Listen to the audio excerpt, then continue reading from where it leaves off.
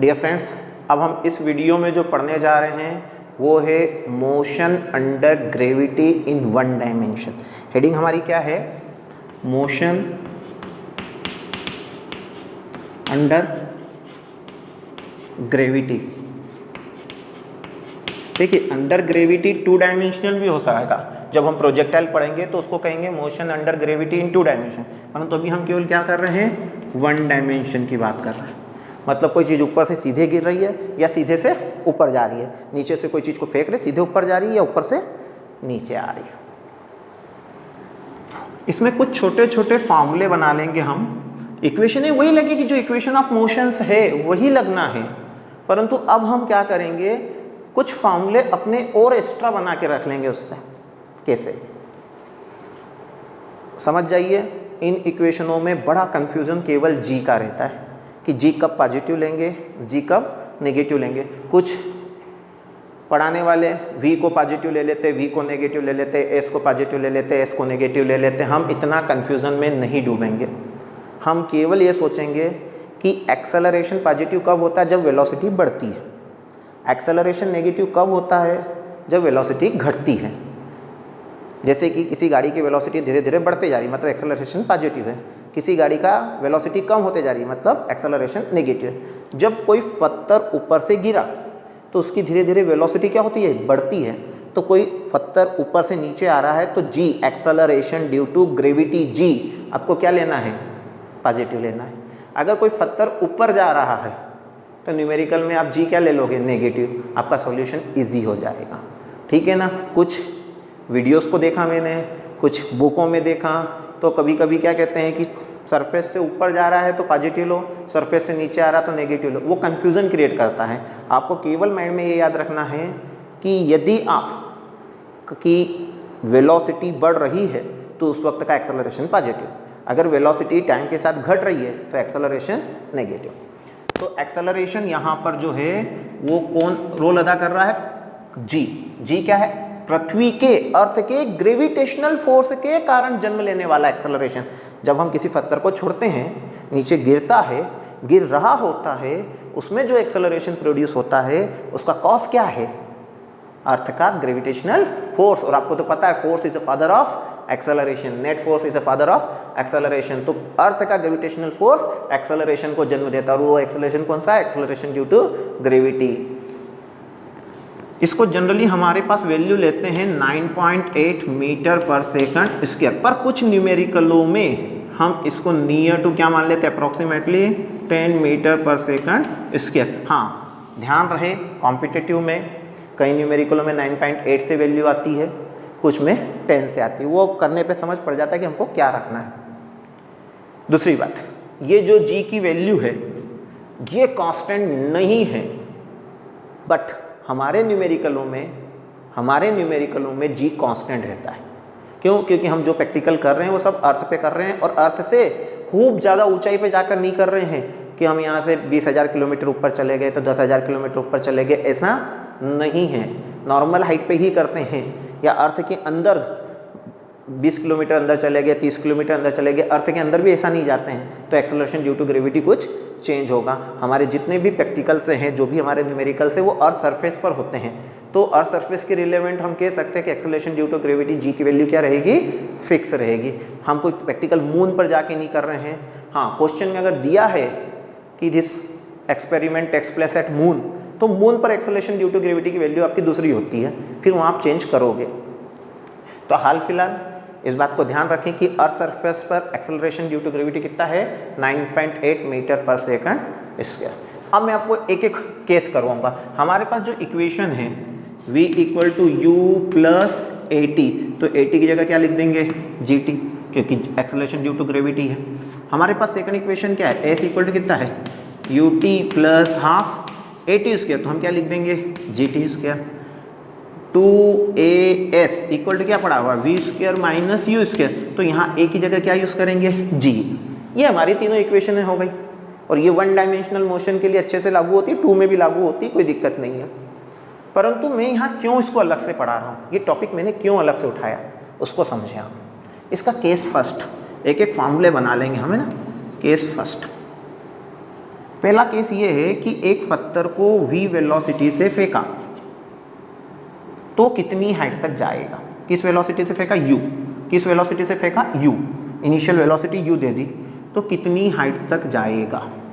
तो इसके लिए हम इक्वेशन ऑफ मोशंस में ज़्यादा नहीं घुसेंगे, हमारे को याद होना चाहिए, ट्रिक याद होनी चाहिए, क्योंकि वो जब ऊपर जाता तो धीरे धीरे धीरे धीरे एक्सेलरेशन ड्यू टू ग्रेविटी उसकी वैल्यू क्या करते जाती, कम, और यहाँ टॉप पर आने पर उसकी फाइनल वेलोसिटी क्या हो जाती, 0, और फिर वो पलट कर नीचे आता है। ठीक है, ओके, बस आप यहाँ लगा दीजिए 2g, और g कौन सा लोगे भाई, ऊपर जा रहा है तो g क्या लोगे, माइनस का g लोगे, है ना भाई, क्योंकि धीरे धीरे वेलोसिटी कम हो रही है। और कितना ऊपर गया, h equal to final velocity क्या है, 0, 0 का square minus initial velocity u square. अब यहाँ से देखें तो क्या होगा, -2gh इक्वल टू कितना हो गया, माइनस u स्क्वायर। तो h बराबर कितना हो गया, माइनस माइनस कट गया, तो u स्क्वायर बाई कितना आ गया, 2g। तो कितना कोई पत्थर ऊपर जाता है, तो अब कोई आपसे पूछे, देखो कॉम्पिटिटिव तैयारी करोगे आप, कॉम्पिटिटिव तैयारी करोगे तो आपके फॉर्मूले बहुत तेज़ी से क्लिक करना चाहिए। तो किसी पत्थर को ऊपर फेंकते हैं तो कितनी हाइट तक जाएगा, तो याद रखना आपने जो इनिशियल वेलोसिटी दी उसका खेल है। अगर आपकी इनिशियल वेलोसिटी ज़्यादा है तो ज़्यादा ऊपर जाएगा, कम है तो कम, क्योंकि जी तो फिक्स है आपका। तो कितना हो जाएगा, h equal to U square by 2g, U square by 2g। कितना समय ऊपर तक जाने में लेगा, टॉप पॉइंट तक जाने में टाइम कितना लेगा। ठीक है, सेकंड अपने को क्या निकालना है, टाइम, टाइम ऑफ एसेंट, फिर आएगा टाइम ऑफ डिसेंट, ऊपर चढ़ने में टाइम कितना लिया। ठीक है, तो यहाँ फाइनल वेलोसिटी 0 होगी, तो रख दीजिए फर्स्ट इक्वेशन में। v इक्वल टू आपने क्या पढ़ा हुआ है, u प्लस gt पढ़ा हुआ है ना, इस इक्वेशन में रखिए, इस इक्वेशन में रखिए। तो यहाँ फाइनल वेलोसिटी क्या हो गई, 0 u, और एक्सेलरेशन ड्यू टू ग्रेविटी ऊपर जा रहा है तो एक्सेलरेशन नेगेटिव हो जाता, पत्थर ऊपर जाता है तो नेगेटिव काम करता है, वो वेलोसिटी घटाने का काम करता है, और हमने ये t रख दिया। ओके, gt उधर चले गया, तो gt बराबर कितना आ गया, u, तो u बराबर कितना आ गया, सॉरी t बराबर कितना आ गया, u बाय g, कितना आया, u बाय g, t बराबर कितना आया, u बाय g। फिर से एक बार देख लें, कोई दिक्कत नहीं यहाँ से, t बराबर हमारे पास कितना आ गया है, u बाय g। अब एक बहुत इंपॉर्टेंट लॉजिक, जितना समय पत्थर ऊपर जाने में लेता उतना ही समय वो नीचे आने में भी लेता है। तो time of ascent u by g है, तो टाइम ऑफ डिसेंट भी कितना होगा, u बाय g। तो टोटल टाइम इन एयर, अगर कोई पूछे टोटल टाइम इन एयर तो कितना होगा आपका, 2u बाय g। समझ में आ गया, ये तो मैंने नीचे से फेंका था, आपको समझ में आ गया कितना ऊपर जाएगा, कितना समय लेगा, ये हो गया। अब मैं यहाँ से इसको दूसरा क्वेश्चन रूप देता हूँ। अब मैं इसको क्या करूँगा, ऊपर से छोड़ूंगा। अभी मैंने क्या किया था, नीचे से ऊपर फेंका था। अब केस सेकंड, मेरा केस सेकंड, केस सेकंड में क्या कर रहा हूँ, मैं छत की हाइट पे चले गया, एरोप्लेन में बैठ गया भाई, एरोप्लेन में मैंने ऊपर से एक पत्थर को छोड़ा। I drop a stone, I drop a stone. Drop का मतलब होता है फेंकना नहीं, थ्रो एक अलग वर्ड है, ड्रॉप एक अलग वर्ड है।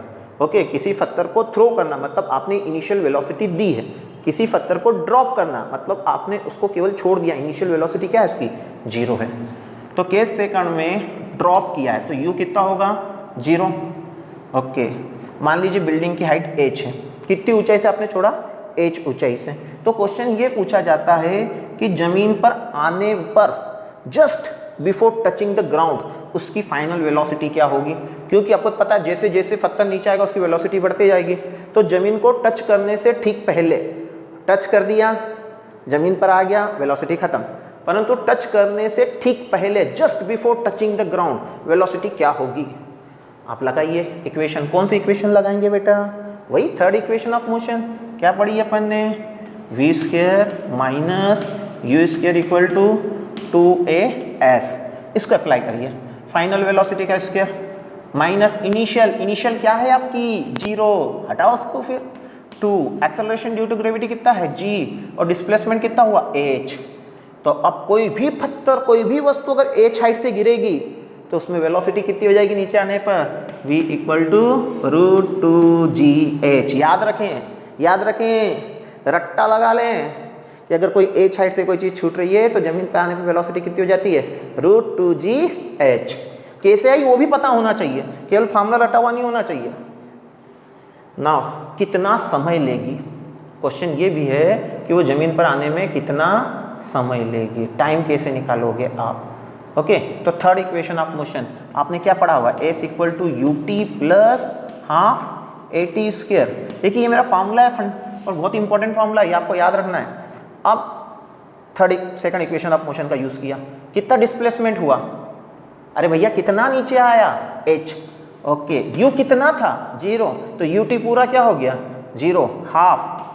अब कोई चीज़ नीचे आ रही है, एक्सेलरेशन क्या होगा, पॉजिटिव, तो क्या रखेंगे, g। और t टाइम है उसको नीचे आने का, कोई बात नहीं, आपको टाइम ही तो निकालना है कि उसको नीचे आने में कितना समय लगेगा। 2 को इधर मल्टीप्लाई कर दो, g को नीचे फेंक दो, तो t बराबर कितना जाएगा, 2h/g। कितना समय लगता है किसी पत्थर को ऊपर से नीचे आने में, जो हाइट है उसका दुगना कर दो, 10 से डिवाइड कर दो। अरे किसी ने बोला कि कोई 500 मीटर की ऊंची बिल्डिंग है तो टाइम कितना लगेगा नीचे, तो सॉरी यहाँ t² है, ध्यान देना ये t² है, आई फॉरगेट दैट, और ये क्या लगेगा यहाँ पे रूट। फिर से कितना टाइम लगेगा, जो हाइट है उसको दुगना करो, g से डिवाइड करो और उसका क्या ले लो, स्क्वायर रूट, तो क्या निकल आएगा टाइम, टाइम इक्वल टू कितना हो जाएगा, √2h/g, √2h/g। ये बेसिक फॉर्मूला, ये 9th क्लास के फॉर्मूले हमारे लिए, 9th में भी इनकी जरूरत पड़ती है हमको। तो t equal to √2h/g। Clear हो गया, किस वेलोसिटी से आएगा पता चल गया, कितने देर बाद आएगा पता चल गया। ये तो बहुत सिंपल चीज़ें हो गई। अब आपको अंडर ग्रेविटी में ऐसा भी एक क्वेश्चन आता है कि एक पत्थर को नीचे से फेंका, एक पत्थर को ऊपर से छोड़ा एक ही टाइम पर, तो किस हाइट पर ज़मीन से ऊपर मिलेंगे, ज़मीन से ऊपर मिलना है तो किस हाइट पर मिलेंगे, इसमें भी के भी क्वेश्चंस आएंगे। परंतु आपको उसके लिए कंफ्यूज नहीं होना है, समझने की कोशिश करें कि उसमें क्या होगा, एक पत्थर ऊपर से छोड़ा, एक पत्थर नीचे से, कहीं आपस में मिल रहे हैं या एक दूसरे को क्रॉस कर रहे हैं, तो दोनों को टाइम तो सेम लगेगा, दोनों के लिए टाइम सेम लगेगा। तो दोनों के t साइन ले लें, एक की हाइट को h ले ले तो दूसरे की हाइट को जो भी बिल्डिंग हाइट दी उससे माइनस करके ले लें। चलिए मैं बताता हूँ, समझाता हूँ। बहुत ही बढ़िया डेरिवेशन अब होंगे और बढ़िया होंगे मोशन अंडर ग्रेविटी, वो भी 1 डायमेंशनल मोशन की बात कर रहे हैं हम। केवल किसकी बात कर रहे हैं फ्रेंड्स, 1 डायमेंशनल मोशन की। देखिए एक क्वेश्चन ऐसा आता है, थोड़ा सा समझाता हूँ आपको। जैसे ही बिल्डिंग की हाइट कितनी है, कैपिटल H, कितनी है, कैपिटल H है।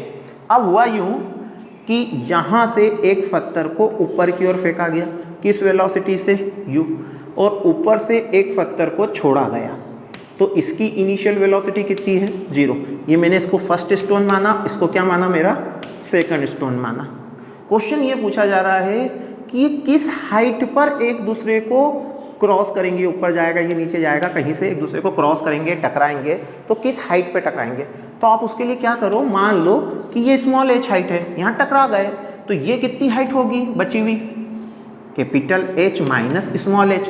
मतलब हम ये कह सकते हैं कि ऊपर वाले पत्थर ने कितनी दूरी तय करी है, कितना डिस्प्लेसमेंट हुआ, capital H minus small h। नीचे वाले का कितना डिस्प्लेसमेंट हुआ, स्मॉल h। बस फार्मूला यूज कर लो। इक्वेशन कौन सी यूज करेंगे, वही हमारी फेमस चिर परिचित इक्वेशन, s इक्वल टू क्या है, ut प्लस हाफ at²। इसको यूज करेंगे।